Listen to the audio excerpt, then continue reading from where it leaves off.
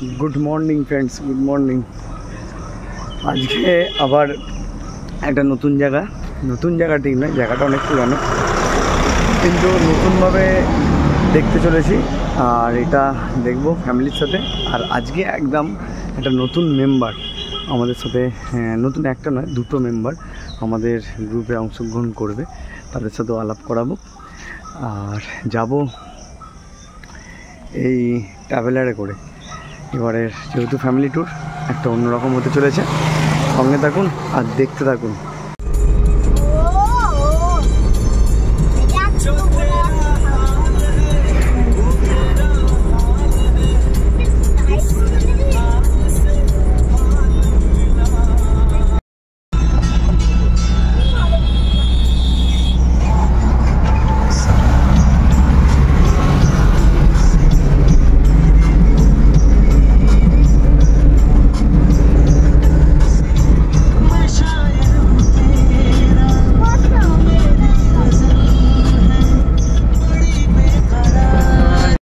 উইকেন্ডে আবার একটা দীঘা পুরো আর ট্রাভেলারে করে সবার সাথে একটা টি ব্রেক সকালে একদম জমে ক্ষীর। আর দীঘা তো এখন নতুন করে দেখার কিছু নেই, এতবার এসেছি, কিন্তু সবাই মিলে এলে যে আনন্দটা যে উপভোগ করা যাবে সেই জন্য সবাই মিলে আসা আর সবাই মিলে আনন্দ উইকেন্ডে উপভোগ করা। আর এখন টি ব্রেক সবাই মানে মোটামুটি একটা জাস্ট কেক আর কিছু চা এসব খাচ্ছে। আর নন্দকুমার টোপকে দাঁড়িয়ে আছি, এরপর আমরা সামনের দিকে যাব। সবাই এসে গেছি, পৌঁছে গেছি তাজপুরে। তাজপুরে তো আজ স্টে করবো, তার আগে হোটেলে যাওয়ার আগে সমুদ্রেতে চলে এসে সমুদ্রের ধারে। তো আগে কিছু এখানে টিফিন করব, কোথায় টিফিন করছি কোথায় বসবো এটা দেখাবো। তাজপুর থেকে একদম সরাসরি, আর পেছনে সমুদ্র। এখন এখানে আমরা টিফিন করবো ডিম টোস্ট। তো আমাদের সিনিয়র দাদা আছে, সিনিয়র। আর নতুন অতিথি আমাদের টিমের নতুন অতিথি 1 নম্বর, দুটো নতুন অতিথি দেখাবো বলেছিলাম, 1 নম্বর নতুন অতিথি। আর যেভাবে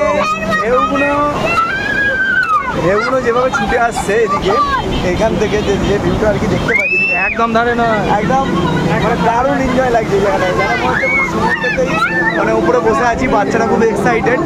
আর আরেকটা নতুন অতিথিকে দেখাবো, এই হচ্ছে আরেকটা নতুন অতিথি। বাবা হাই বলে দাও, হাই। ওনা পুরো এখন ওআরএস জল খাচ্ছে, ওআরএস জল। তো এই দুটো টিমে নতুন অতিথি, আর এখানে টিফিন করব। আর এই সমস্ত রিল্যাক্সেশনের জন্য এই এখানে কাঠের চেয়ার করা আছে, রিল্যাক্স করছে। আর সামনের ভিউটা ঘুরিয়ে দেখাচ্ছি।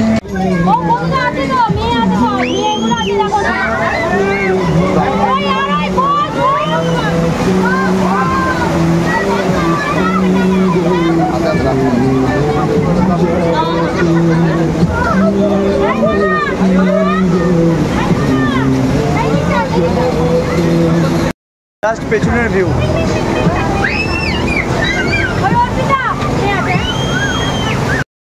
একদম গাড়ি নিয়ে হোটেল পেছনে। আর বর্ষাতে আকাশ এত পরিষ্কার যে দুর্দান্ত লাগছে। আর এই পরিবেশ হোটেল তাজপুরের অভিনব।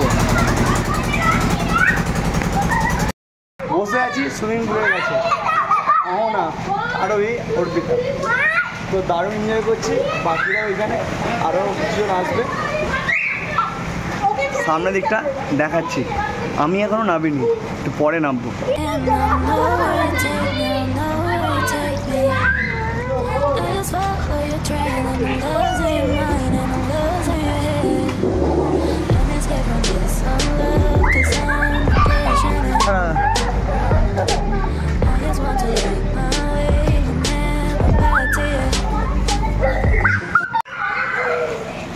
আমরা একটু পরে নামবো গো।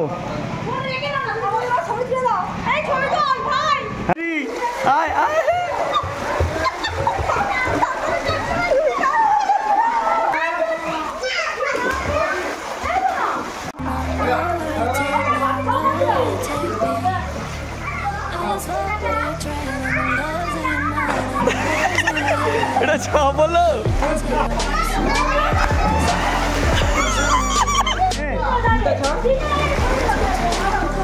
এই জলে নামলাম আর উৎসাহ একদম চরমে, আবেগ চরমে। বাবাই প্রচুর সাথে কাছে সবাই প্রচুর আনন্দে সুইমিং পুলে পুরো ফ্যামিলি নিয়ে আসা একটা পুরো অন্যরকম উপভোগ।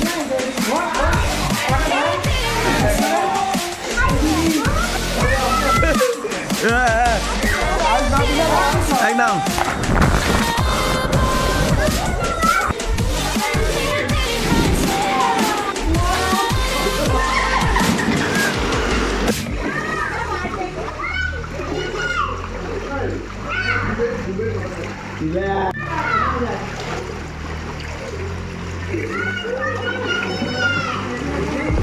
চুলটা উল্টে না, চুলটা উল্টে না।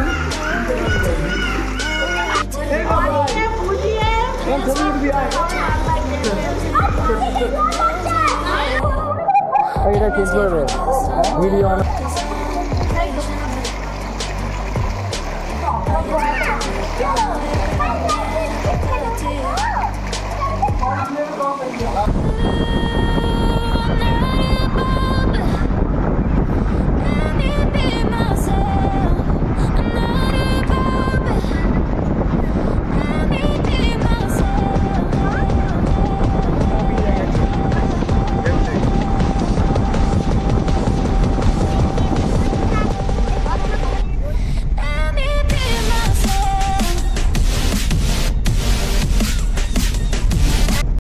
একদম শঙ্করপুরে অহনা আমার কোলে আর পেছনে আমাদের ট্রাভেলারদের গাড়ি আর সবাই গাড়ি থেকে নামলো। শঙ্করপুরের বিচে যাব আমরা। আর এখানে পার্কিংয়ের জন্য একটা টাকা নেয় আর এমনি কোনো টিকিট নেই। পার্কিংয়ে 4 চাকার জন্য 40 টাকা, কিন্তু ট্রাভেলারের জন্য 60 টাকা। আর বড় গাড়ি হলে 100 টাকা, আর ছোটো বাইক হচ্ছে একটু কম, 10 টাকার মতো। Shankarpur sea beach.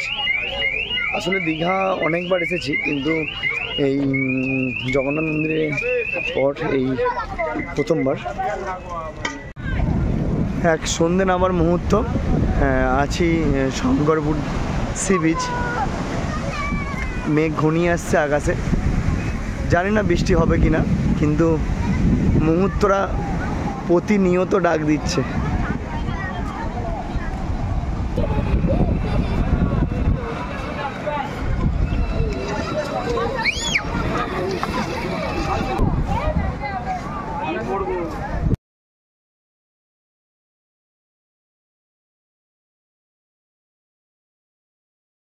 একদম গুড মর্নিং।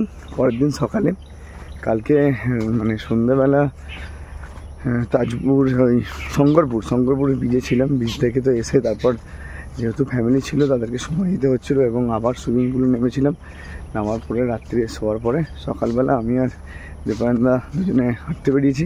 হেঁটে সামনে একদম সি বিচের সামনে, এটা শর্টকাট রাস্তা নিলাম, নিয়ে সি বিচের সামনে একটুখানি চাটা খাবো, খেয়ে আবার ব্যাক করবো। একটু মর্নিং ওয়ার্কও হয়ে গেল। একদম সমুদ্রের ধারে দিয়ে জাস্ট হাঁটছি, দুর্দান্ত লাগছে। আর ভিউটা এখানের সেরা আছে।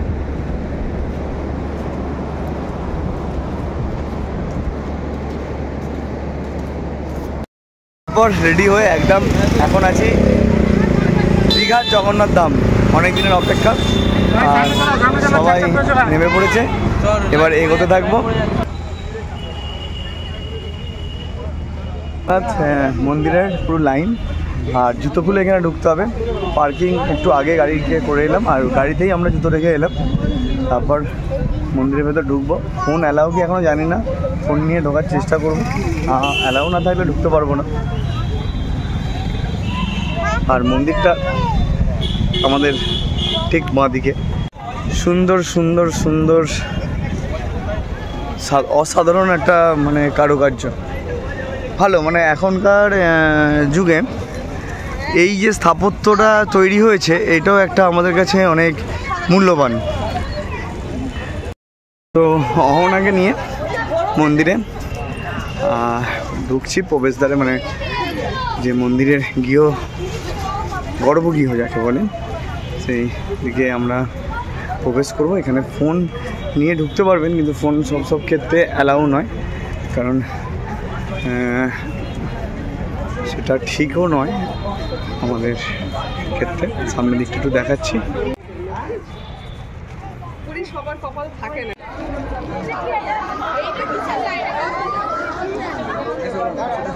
আরে বেরোবো, ওই দিক দিয়ে বেরিয়ে যাবো, চলো।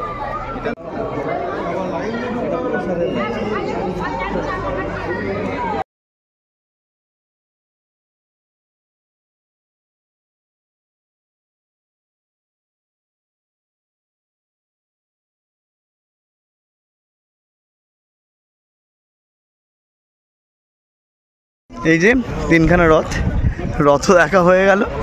এই তিনটে রথ যে রথযাত্রায় বেরিয়েছিলাম তাদের এখানে সংরক্ষণ করে রাখা হয়েছে। দুর্দান্ত ব্যবস্থা। আর এই পুরো এলাকাটা অনেক বড়, অনেকটাই বড়।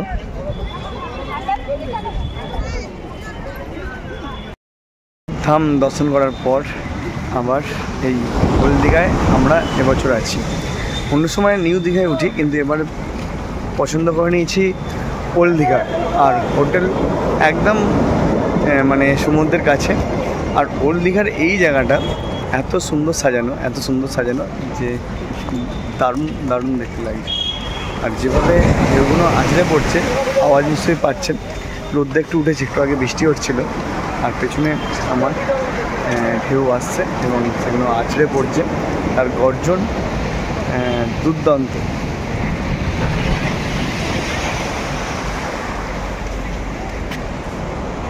আর এই ওল্ড দীঘার ভিউটা এখন একবার দেখাই, আবার সন্ধ্যেবেলা যখন বেরোবো তখন একবার আপনাদের দেখাবো।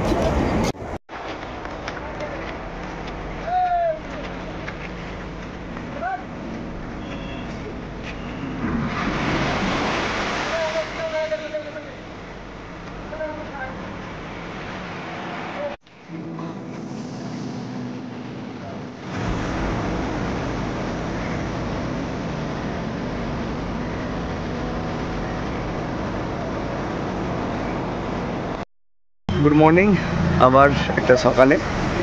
তো এতটা ব্যস্ত হয়ে পড়ছি আর রাত্রে ভিডিও করার মতো সময় পাচ্ছি না। তো হয়েছে আজকে শেষ। তো এই শেষ মুহূর্তে একটা সুন্দর জায়গায় আছি। দীঘার সবচেয়ে বিউটিফুল জায়গা নেচার হিসাবে আমার দীঘার এই জায়গাটা ভালো লাগে। এই জায়গাটা থেকে বসে জায়গাটা পুরোটা দেখাচ্ছি, বসে সমুদ্রের পুরো ভিউটা নিচ্ছি, আর সেই ভিউটা আপনাদেরকেও দেখাচ্ছি। তারপরে এই ভিউ দেখতে দেখতে এই ভিডিওটা এখানেই শেষ করব। এটা মোটামুটি করলাম, কারণ ফ্যামিলি নিয়ে এলে ঠিক গুছিয়ে ভিডিও করা যায় না, কারণ ফ্যামিলির সাথে অনেক এমনি বাচ্চাগুলো নিয়ে অনেক কাজ থাকে। ঠিক আছে বন্ধুরা, ফ্যামিলি নিয়ে দীঘার এপিসোড এখানেই শেষ করলাম। ভালো থাকবেন, আর আমার চ্যানেলটা সাবস্ক্রাইব করতে ভুলবেন না। অবশ্যই লাইক কমেন্ট দিয়ে জানাবেন যে কেমন লাগলো। আবার অপেক্ষায় থাকুন নতুন জায়গার ভিডিওর জন্য।